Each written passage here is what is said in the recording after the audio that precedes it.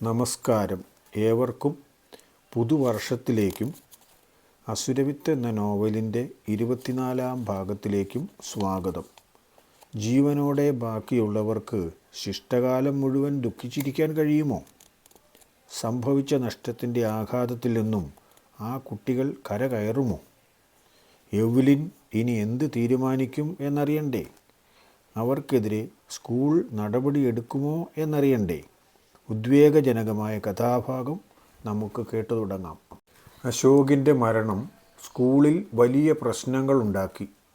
അശോകിൻ്റെ മാതാപിതാക്കളുടെ ഭാഗത്തു നിന്ന് എന്നതിനേക്കാൾ കൂടുതലായി പ്രശ്നമുണ്ടായത് നാട്ടുകാരിൽ നിന്നാണ്. നാട്ടുകാരിൽ ചിലർ എങ്ങനെയോ വിവരങ്ങൾ ഏതാണ്ട് കൃത്യമായി തന്നെ അറിഞ്ഞു. ആരിൽ നിന്നെങ്കിലും ചോർന്നു കിട്ടിയതാവാം. അവരാണ് സ്കൂളിലേക്ക് വിടുന്ന കുട്ടികളുടെ സുരക്ഷിതത്വത്തെക്കുറിച്ച് സംശയമുന്നയിച്ചുകൊണ്ട് പ്രശ്നവുമായി രംഗത്ത് വന്നത്. അതിൻ്റെ പിന്നിൽ ചില രാഷ്ട്രീയ ലക്ഷ്യങ്ങളും ഉണ്ടായിരിക്കണം. സ്കൂളിനെ സംബന്ധിച്ചിടത്തോളം വ്യക്തമായ ഒരു മറുപടി കൊടുക്കാൻ കഴിയാത്തതിൻ്റെ പ്രധാന കാരണം വീട്ടിലേക്ക് എന്ന് പറഞ്ഞുപോയ കുട്ടിയാണ് മൈസൂറിൽ വെച്ച് മരണപ്പെട്ടിരിക്കുന്നത് എന്നത് തന്നെയാണ്. അവൻ്റെ മരണം സംബന്ധിച്ച് എന്തെങ്കിലും അന്വേഷണം വന്നെങ്കിൽ അത് ആദ്യം വരിക സ്കൂളിലേക്ക് തന്നെ ആയിരിക്കുമെന്ന കാര്യം തീർച്ചയാണ്. സ്കൂളിലുള്ളവരെ സംബന്ധിച്ചിടത്തോളം അശോക് വീട്ടിലേക്ക് പോയതാണ്. ആ വിവരം കൃത്യമായി അറിയാം എന്നതല്ലാതെ പോയ വഴിക്ക് കൽപ്പറ്റയിൽ നിന്നും കുട്ടികൾ മൈസൂരിലേക്ക് ഒരു ട്രിപ്പ് പ്ലാൻ ചെയ്ത് കയറിപ്പോയ കാര്യമൊന്നും അവർക്ക് അറിയുകയേയില്ല. അതുകൊണ്ട് സ്കൂൾ മാനേജ്മെൻറ്റിനെ സംബന്ധിച്ചിടത്തോളം കൂടുതൽ പ്രശ്നങ്ങളിൽ നിന്നൊഴിവാകാൻ തൽക്കാലം എന്തെങ്കിലും നടപടിയെടുക്കണമെന്നായിരുന്നു ഭൂരിപക്ഷം പേരുടെയും അഭിപ്രായം. നടപടി എന്ത് എന്നതിനെക്കുറിച്ച് അഭിപ്രായങ്ങൾ പലരും പറഞ്ഞു. എന്നാലും ഒരു തീരുമാനത്തിലെത്താൻ കഴിഞ്ഞില്ല. അതുകൊണ്ട് തീരുമാനം എന്തെന്ന് പിന്നീട് അറിയിക്കാം എന്ന് തീരുമാനിച്ചാണ് അന്ന് അവർ പിരിഞ്ഞത്. ഈ കൂടെ പോയ 3 കുട്ടികളെയും തൽക്കാലത്തേക്കെങ്കിലും സ്കൂളിൽ നിന്ന് പുറത്താക്കുകയല്ലാതെ മറ്റു വഴികളില്ല എന്നതായിരുന്നു നിലവിലെ ഭൂരിപക്ഷം പേരുടെയും അഭിപ്രായം. അത് അല്പം കടുത്ത നടപടിയാണ്. പുറത്താക്കണമെന്ന് നിർബന്ധമൊന്നുമില്ലല്ലോ. ആദ്യ സംഭവമായതുകൊണ്ട് ഒരു വാണിംഗ് കൊടുത്താലും മതി. ഇനി ഇങ്ങനെ ആവർത്തിക്കാതിരുന്നാൽ മതിയല്ലോ. കഠിനമായ ശിക്ഷ കൊണ്ടൊന്നും പ്രശ്നപരിഹാരമാവില്ല എന്ന മറ്റൊരു അഭിപ്രായവും ഉണ്ടായിരുന്നു. ആ കാര്യത്തെപ്പറ്റി കൂടുതൽ ആലോചിക്കാൻ വേണ്ടി സ്കൂളിലെ PTA മീറ്റിംഗ് വിളിച്ചു ചേർക്കാൻ തീരുമാനിച്ചു. അതിലാകുമ്പോൾ എല്ലാ രക്ഷകർത്താക്കളും കാണുമല്ലോ. കുറേ പേരെങ്കിലും കുട്ടികളെ പിന്തുണയ്ക്കുകയും ചെയ്യും.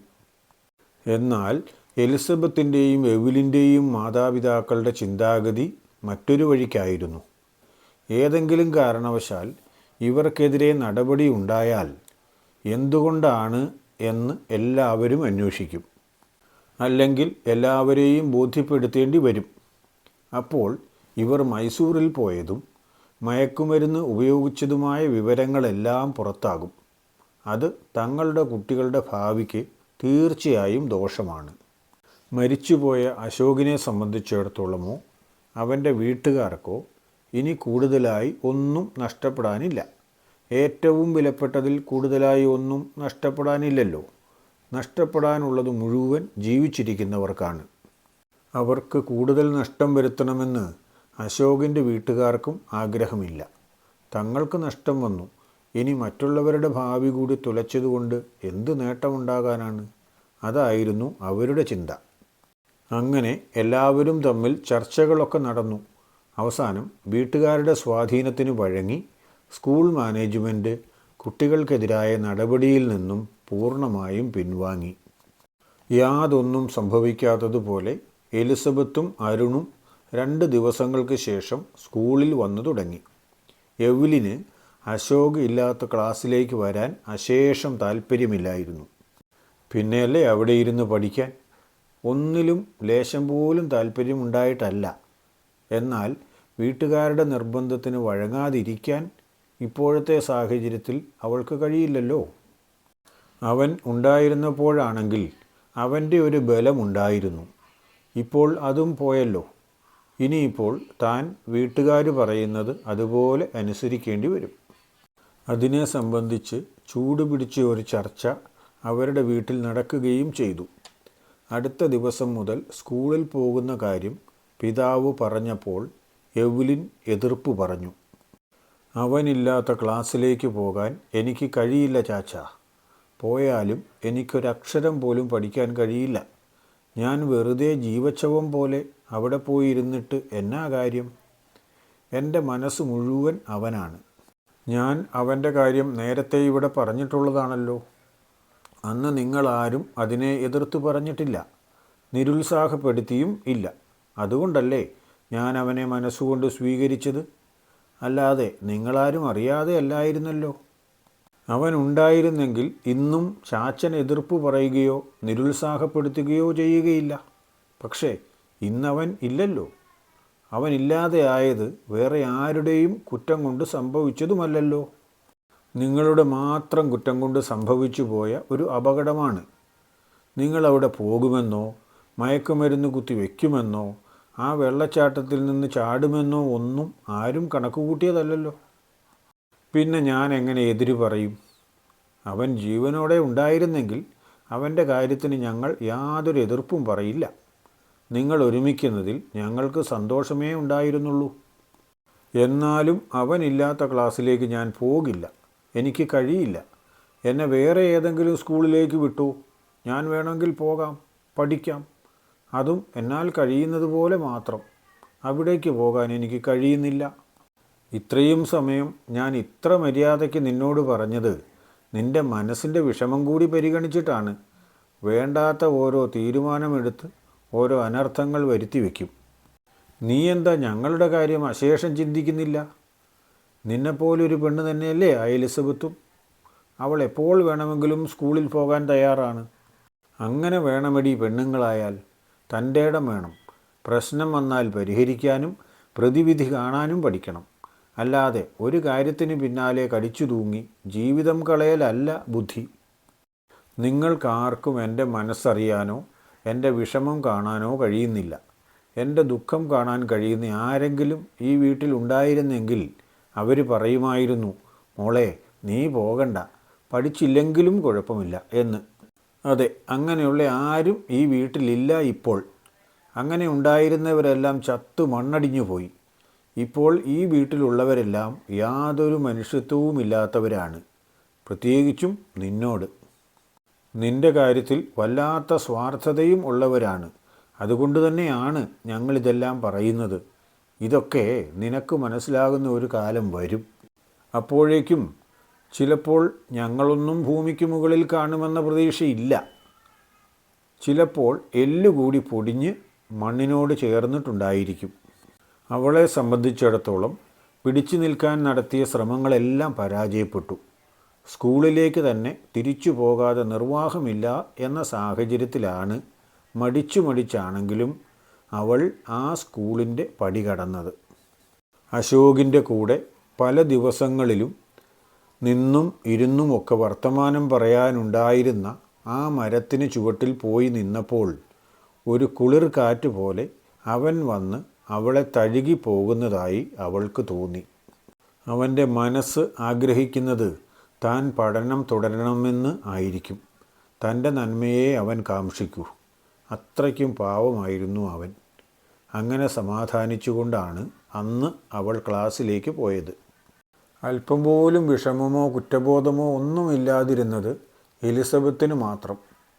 അതിൻ്റെ ആവശ്യമുണ്ടെന്ന് അവൾക്ക് കൂടി തോന്നണമല്ലോ.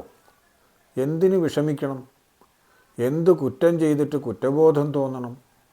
അതുകൊണ്ട് അവൾ തികച്ചും സാധാരണ വരുന്നത് പോലെ തന്നെ സ്കൂളിൽ വന്നു. ശരിയാണ്, അവൾക്ക് യാതൊന്നും നഷ്ടപ്പെട്ടിട്ടുമില്ല. നഷ്ടപ്പെട്ടത് മുഴുവൻ എവ്ലിന് ആണല്ലോ.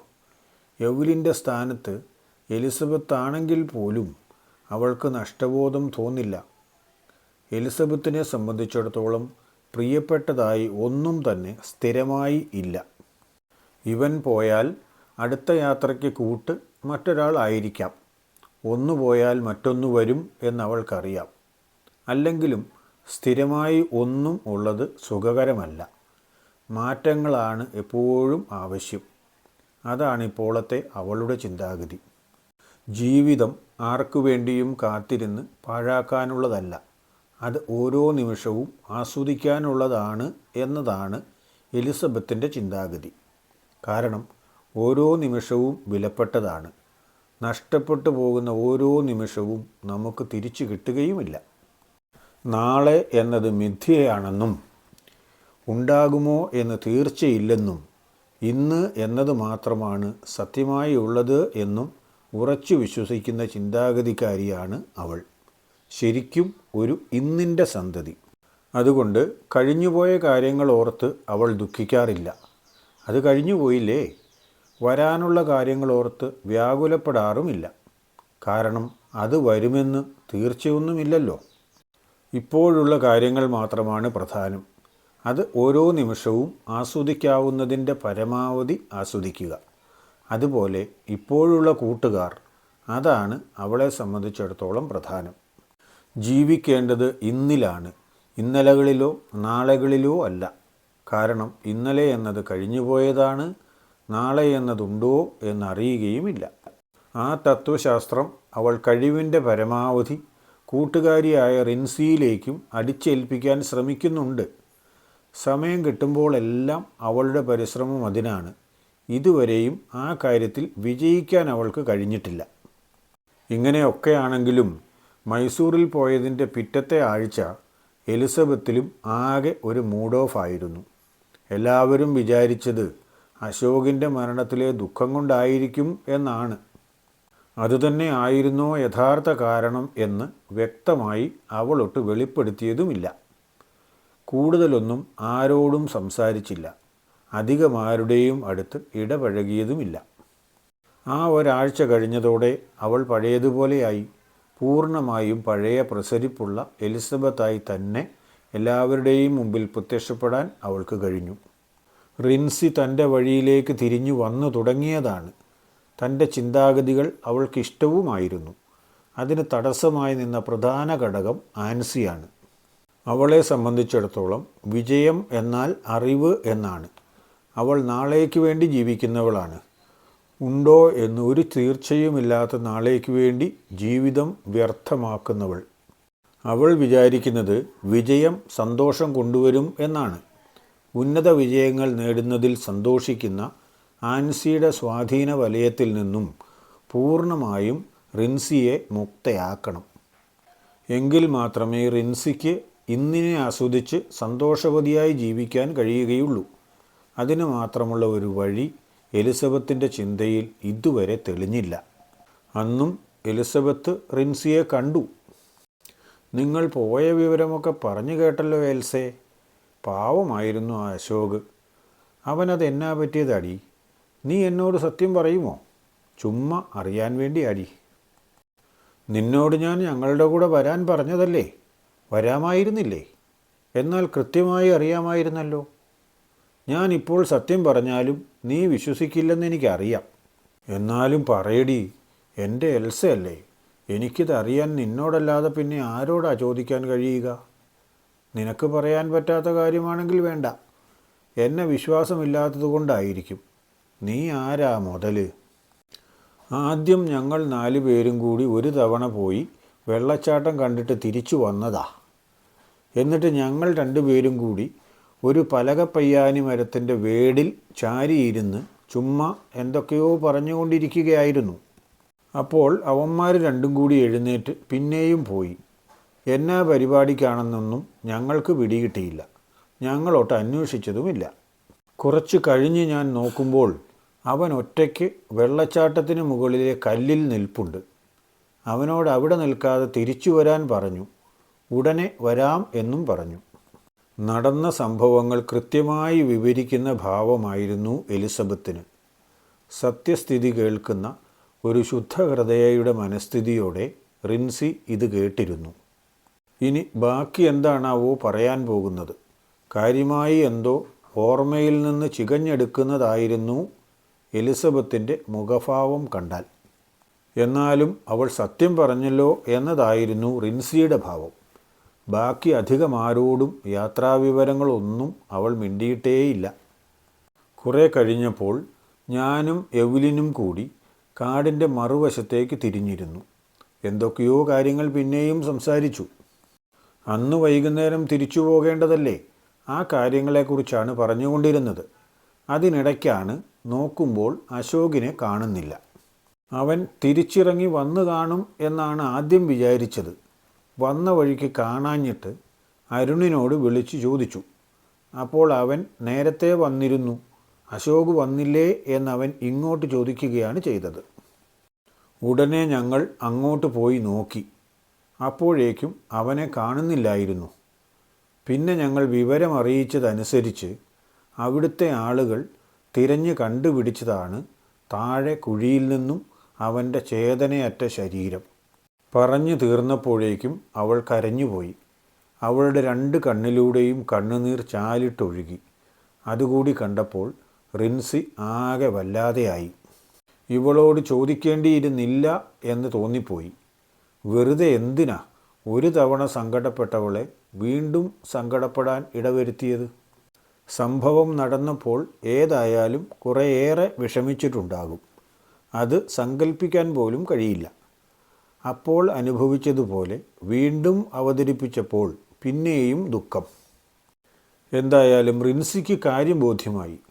ഇവരുടെ എല്ലാവരുടെയും ഭാഗം വളരെ ശുദ്ധമാണ്. ആരും മനഃപൂർവ്വമായി തെറ്റുകളൊന്നും ചെയ്തിട്ടില്ല. അറിയാതെ സംഭവിച്ചു പോയ ഒരു അപകടം. മിക്കവാറും കാല് തെന്നിപ്പോയതായിരിക്കും. അതിനുള്ള സാധ്യതയല്ലേ ഉള്ളൂ. പാറപ്പുറമല്ലേ, പായൽ പിടിച്ച് തെന്നിത്തെറിച്ച് കിടക്കുന്ന പാറപ്പുറം. എലിസബത്ത് തിരക്കഥ ഭംഗിയായി അവതരിപ്പിച്ചു. അത് അവൾ തയ്യാറാക്കിയ തിരക്കഥയാണെന്ന് റിൻസി അറിയുമോ? ശുദ്ധഗതിക്കാരിയായ അവൾ അതാണ് സത്യം എന്ന് കരുതി കാണില്ലേ?